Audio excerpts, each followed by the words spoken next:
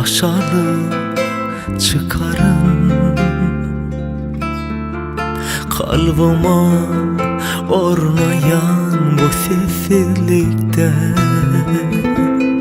sen yok indi beyle ne derim.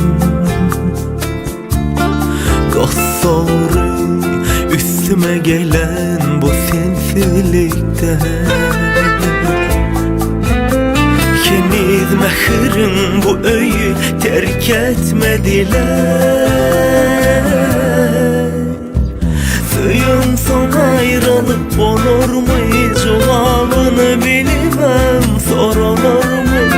Kış bir baharda kovulur mu kalpten? Suyun son ayrılıp olur mu, cevabını bilmem, sorulur mu? Kış bir baharda kovulur mu kalpten?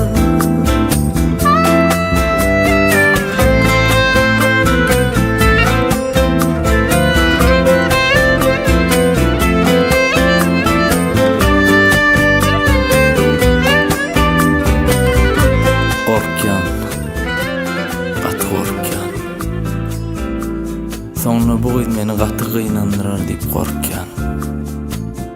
Sebebi men olar yallel.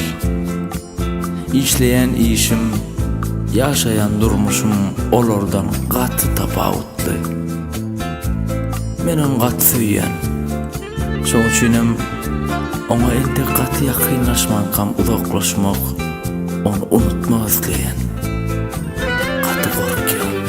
Nenem başarı çıkarın. Kalbıma ornayan bu sessizlikte sen yok inni beyle ne derim. Dostları üstüme gelen bu sensizlikte ikimiz mehirin bu öyü terk etmediler. Bilýän sen bilen bagtly, gyzykly, owadan renkli günlerimiz geçti. Belki durmuşumda en gyzykly günler de ogunlar. Kent kiretdim.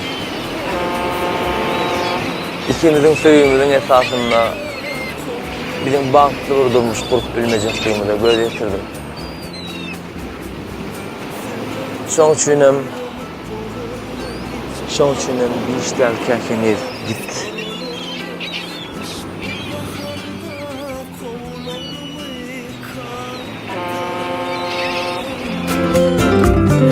Suyun son ayrılıp olur mu hiç